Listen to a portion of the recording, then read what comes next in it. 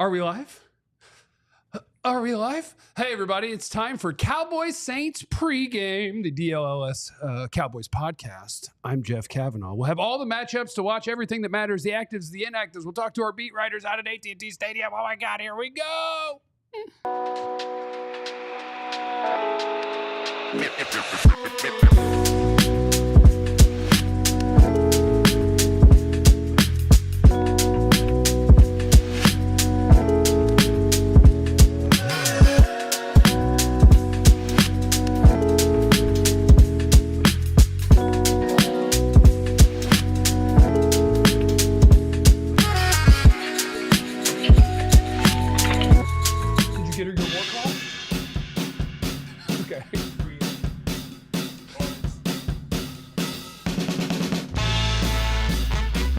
All right, let's do it. Welcome in, everybody. It's time to get ready for Cowboys and Saints. Cowboys trying to do a better job than they did the last time they played in AT&T Stadium when Green Bay beat them by 713 points. Welcome to the pregame show. Welcome to everybody that is in the chat.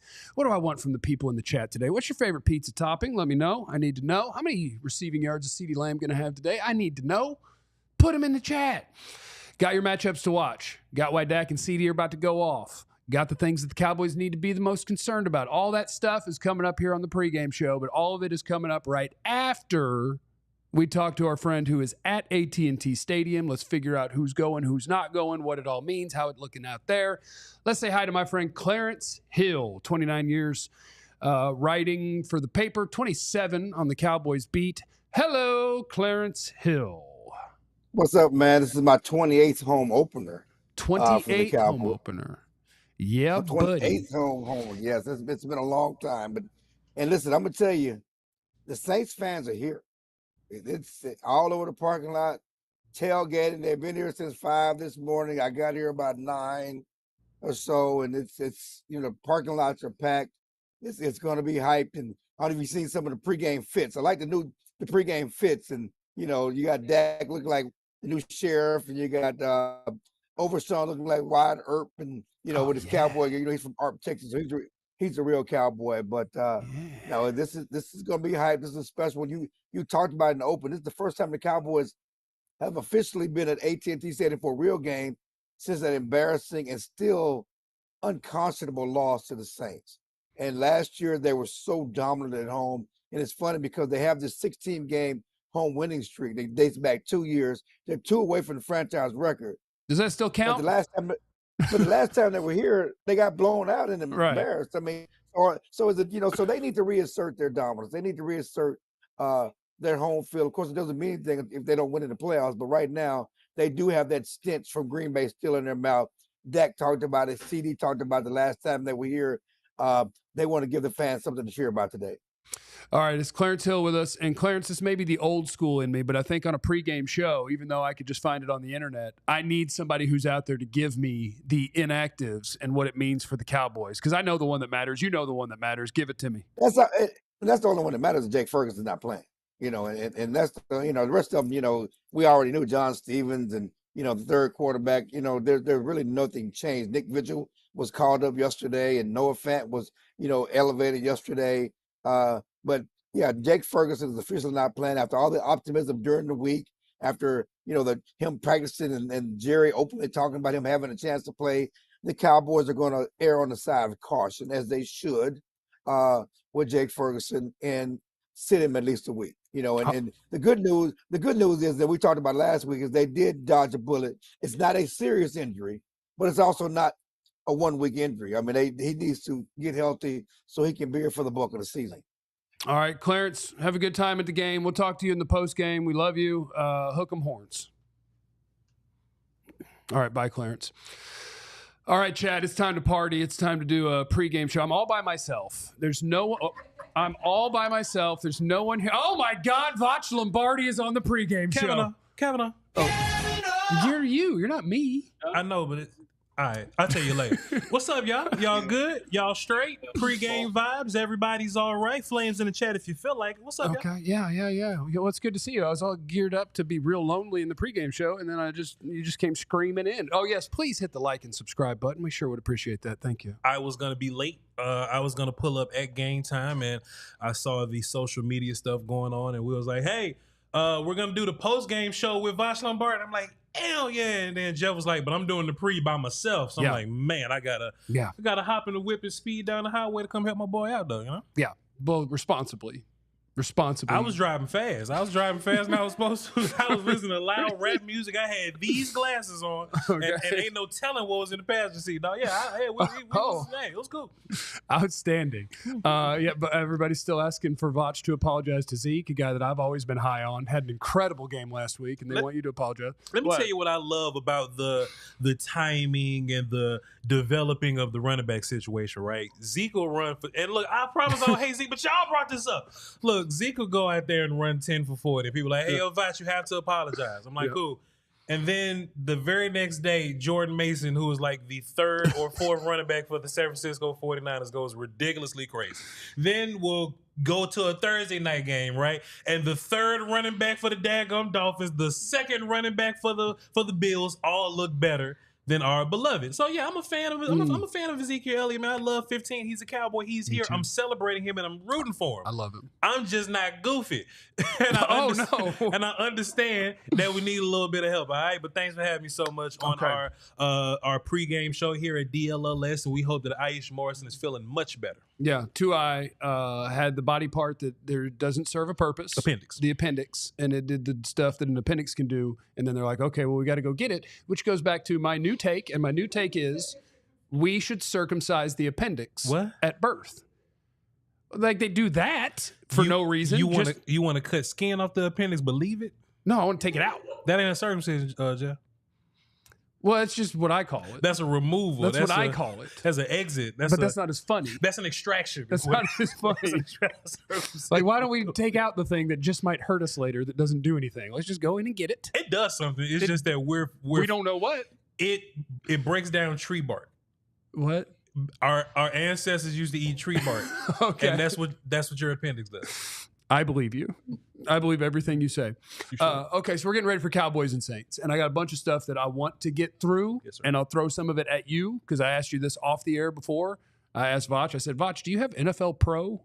And it's a thing you can sign up for, and we pay money sometimes for stuff. But they don't pay us to say that, so we was just watching the website. Right. I was just, this is just some stuff that I realized by myself. The Saints offense is so much different this year than it was a year ago. Sure. Now that they have a Kubiak running that thing and a Kubiak that was around a Shanahan last year, it looks like a Shanahan offense. And so I saw a bunch of numbers on it, which are pretty wild. Yeah. The Saints under center more than any other offense in week one because it's really fun to do eye candy stuff when you're under center. You could give it to an end around. You could do the blah, blah, blah, blah, blah, blah. You can do a bunch of play action. They used play action on over a third of their dropbacks for the first time since signing Derek Carr. Last season, they were dead last in play action, bottom 6 in motion rate. They now use two-back formations on 37% of their plays in week one, 6% a year ago.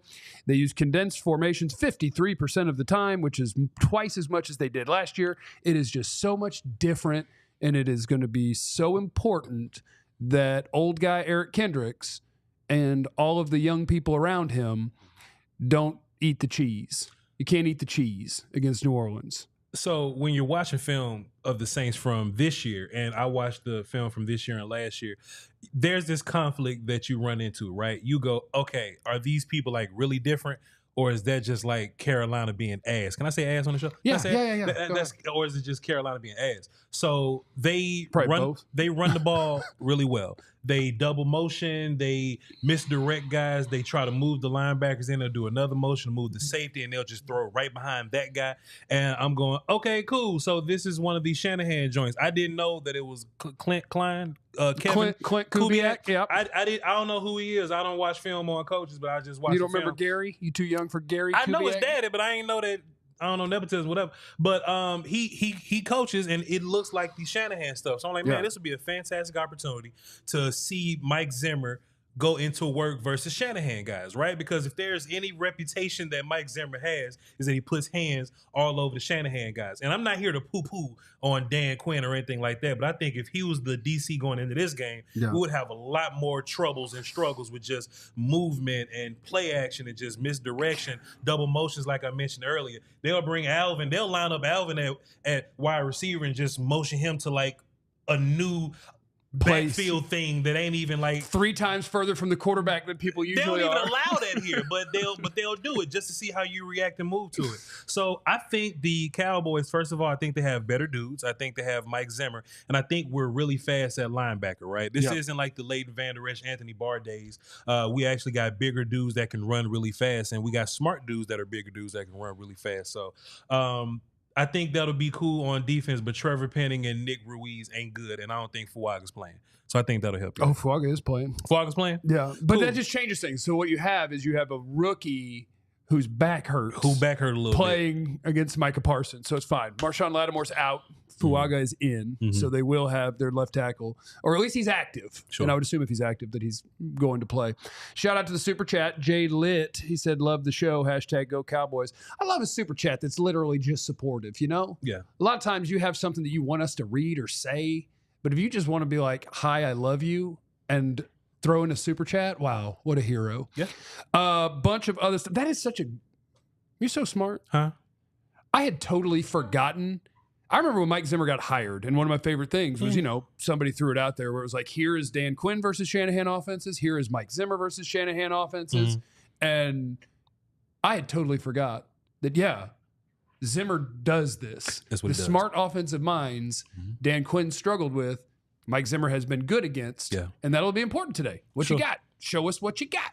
If you listen to go ahead. some of the Ravens players last year, right, when they were going against a lot of the Shanahan guys, right, they were going against Miami and some of this other stuff. It was like, hey, you this is just window dressing. This is just messing around. This ain't like football for real. And I think like Quinn, like really not Quinn, because Quinn just says Micah line up and save us, and all that kind of stuff. But Zimmer, what he'll do is he aggressively plays the motion stuff. It's kind of like this, Jeff. If you were running at me and you tried to shake me, I'm not very fast. So you'll shake me if I go for your shake. But if I just run through you, I'll tackle you. So a lot of times what happened is with a lot of this movement and motion, it's a lot of guys guessing. It's a lot of guys just let me go this way and see what happens. Just hit them all. Just go for the football and play sound football. Last week, what we really noticed going against the Browns is that the gap assignments in the run game was much better than I've ever seen in the past 5 years. That sounds hyperbolic than I've ever seen. But Chris Richard wasn't getting down like this.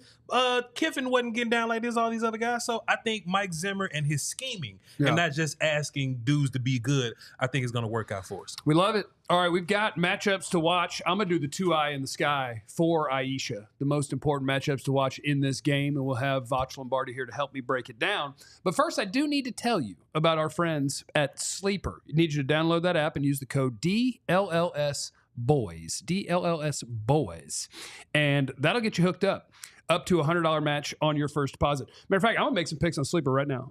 You can't see it, but I'm on NFL. Looks like Cooper Kupp is on sale. We're going to go over 73.5 yards. I mean, more than. We'll go Lamar Jackson, more than 53.5 rush yards. CeeDee Lamb, yes, he'll score a touchdown. Bam. That's what you do. And you make as many picks as you like, which can get you all the way up to 100 times your money. So get the Sleeper app, use the code DLLS Boys to get that match, and you will be off and cruising. Terms and conditions apply. See Sleeper's terms of use for details. Currently operational in over 25 states. Check out Sleeper today. And I also want to talk about Game Time. What time is it? Game time? For this, you need the code DLLS, okay? $20 off your first purchase with the code DLLS. Terms do apply with our friends at Game Time. And what Game Time does is whatever you want to go see, whether it's a game, you want to go to the game, you get on Game Time right now and go get you a ticket, get you a sweet deal. You want to go to a concert, you want to go to a comedy show, you want to go to whatever. Game Time has you covered. Just go find whatever upcoming show you want to get to, and our friends at Game Time will take care of you. They've got all-in pricing. You toggle that feature, and it's going to show you the entire total up front, so you don't have the surprise fees at the end. You know what I'm talking about. You're like, sweet, I'm going to this thing for $40. Check out, $500. Taxes and fees. No, boy. get those fees shown right away. Lowest price guarantee, or Game Time will credit you 110% of the difference. Take the guesswork out of buying tickets with Game Time. Get the Game Time app, create an account, use the code DLLS for $20 off your first purchase. Terms apply. Again, create that account, redeem the code DLLS. What time is it? Yeah. Game time! Which transitions us into our Game Time. Hold on. I need the wording. We've got our game around the league brought to you by Game Time. Look at that. It's on The the Game thing. Time look right. It is on the thing. How about look up and look at the thing? What? The Game Time look around the league. And here's all you need to know around the league before we get back to the Cowboys. Tua is not going to retire. That's Damn. what you need to know. Tua is not retiring. He had another concussion, and he's not retiring. There's no timeline for a return, but he's seeing specialists. He'll continue to do so, and then one day we'll know. And also, Jordan Love is officially out, and Malik Willis will start for the Packers, which is weird because I thought Jordan Love was 3 to 6 weeks, but they were pretending like he might play this week. He will not. Malik Willis will start for him. Bam!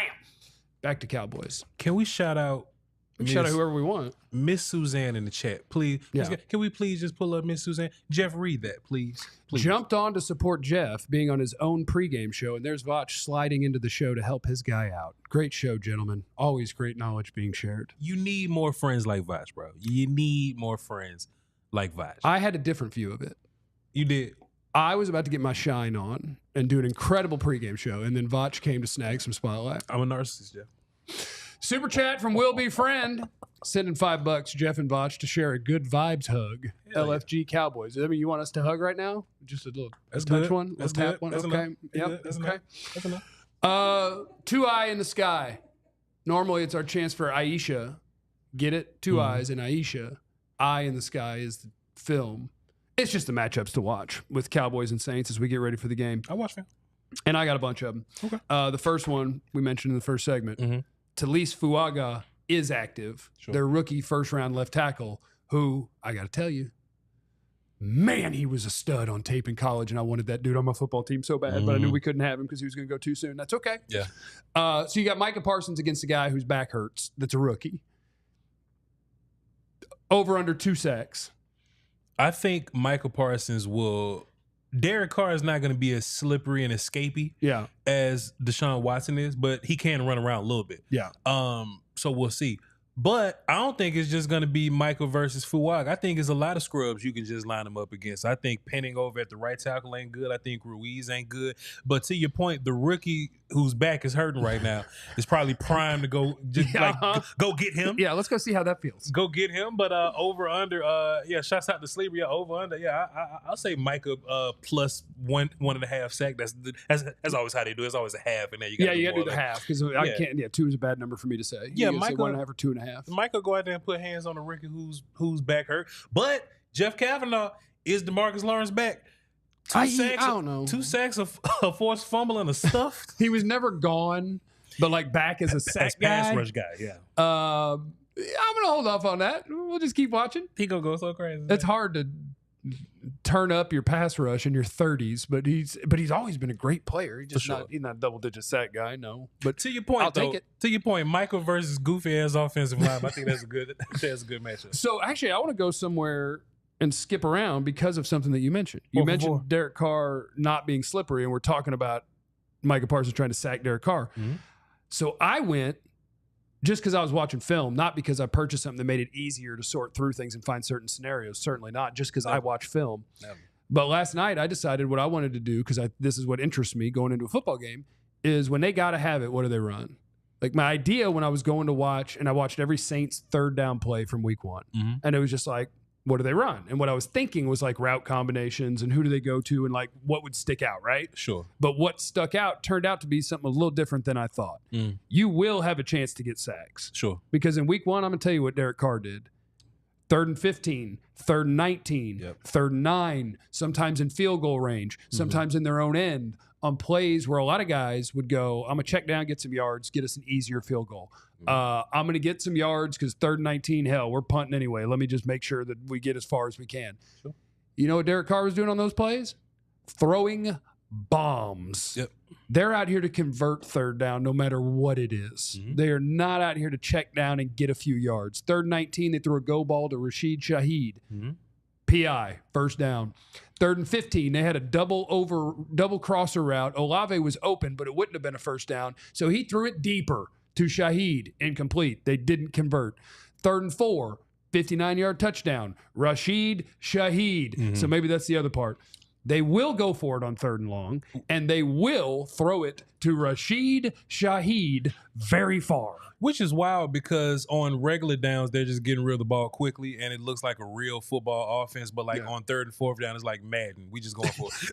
we just go. We're not, Cowboys run draws and screens when we're in 3rd and long. They shoot the shot. But let's move on. All right, let's go check in with our second Cowboys beat writer who's at AT&T Stadium and say hello to Joe Hoyt. Tell him something, Joe. Hey, Joe. Hey, What Clarence. is up, guys? In the press box, we got Clarence too. Always What's got up, Clarence. We're just hanging out. Clarence gave us the actives and inactives. Give us whatever else we need from the stadium. Or if you even want to preview your story, I read your CJ Goodwin story on alldlls.com this morning, and I thought it was really cool. Oh, thanks, man. Yeah, CJ Goodwin, long shot to even make the NFL, has now been in the NFL for over a decade. Kind of crazy. Check it out on alldlls.com because it's great insight into just to the process of being an NFL pro. But the thing I'm watching today is no Marshawn Lattimore, which you talked about with Clarence. But how does that affect, what maybe Jalen Tolbert does, maybe Brandon Cooks, Marshawn Lattimore, not a guy in the slot. So that wasn't really going to affect CeeDee Lamb. But we'll see if maybe Jalen Tolbert or Brandon Cooks can take a step this game. Do you sit right next to Todd Archer at the game? I saw Todd Archer. It looked like he just sat down next to you. Yeah, I got Clarence to my left and Todd to my right. So. Oh, look, you're just surrounded by vets. That's what I'm talking about. I saw Derek Eagleton walk by too. Shout out to Derek. Sweet man. Yeah, this press box is filled, man. Yeah, it would be great to see one of the non-CD receivers, and I guess Cooks showed up. He had the touchdown, but we talked so much about the battle for third receiver and who's going to be the guy and who's going to. And I hope the answer isn't just kidding. It's none of them. But no Jake Ferguson and no Marshawn Lattimore. Sounds like a good time for another pass catcher to show up for the Cowboys. So hopefully one of them will. Who are you betting on, Joe? Tolbert? I Cooks over Tolbert on that. But one thing I'm also watching is what's going to be happening at right tackle. Terrence Steele is playing without a knee brace today. Did last week too. That was something that restricted him last year. He's got to go up against Carl Granderson or Chase Young in that combination. I think he held up well against Darius Smith and Myles Garrett last week. Can he do it again? That's something I'm keeping an eye on today. All right. Joe, enjoy the game, and we'll talk to you in the post game. We love you. Later. So it was wild because I was reading his piece this morning, Botch, and I know what's going on in your brain because we mentioned CJ Goodwin because I'm the same way. And I'm reading the article. And what's really tough sometimes is when you humanize somebody and you learn their whole life story. You go, I was like, yeah, I'm cheering for him. I'm happy for him. And right before I clicked it, if you're like, tell me about CJ Goodwin, I'd be like, it's crazy that a 34-year-old's on this team just to run down on kickoff. We should cut him. For somebody younger and fast. Yeah. And then I read it and I'm like, hell yeah, CJ Goodwin. I hope he does great on kickoff today. Yeah, but shouts out to him, man. CJ Goodwin's definitely gonna play 21% of the snaps today for sure. Yeah, it's gonna be great. For sure. Jeff, let me ask you a question, man. Do you think this is a day that we figure out more about the run game? I thought last week, if you're beating the hell out of the Browns or whatever, I thought the second half would be a fine time to work out the kinks in your run game, but they did not. They just started throwing the ball around a little bit. So do you think that we try to find more balance between the three backs, or do you think we should just try to get Zeke and Rico going? I know pass pro is going to be a big deal here, but this is me trying to advocate for Deuce Vaughn getting a couple more carries. Okay, if he's going to be on the team and active, yeah, give him 5 carries and see if you have some sort of juice. Because what's going to happen is that takes me to an interesting stat that I have for you, Vach. Hurrah. Did you know that the Saints last week allowed 8 yards total after missed tackles, the lowest in the NFL? They tackle. And so I'm looking at this game and I'm wondering, okay, if you play against a team that does not miss tackles, maybe what you need to do is see if you can find some juice for somebody that can do something like that. Because I'm not hating on Zeke after week 1. I do think he looked a little better than I thought he would. Sure. But still, between him and Rico, I don't see either one of them being like, bam, avoided a tackle, and now we're about to break this thing out of here and go for 60. I don't see that happening with either of them. not that Deuce has long speed, but he will make a guy miss. Yeah. He will not fall down if you don't square him up, and maybe he can make some big plays. So I think it'll be for both teams because they played Carolina last week. Sure. Doesn't matter. And the Cowboys beat the Browns so bad in the first half that the second half told us nothing because they kind of put it neutral. So, yeah, I think we'll learn a little bit more about both of these teams if this is a competitive game.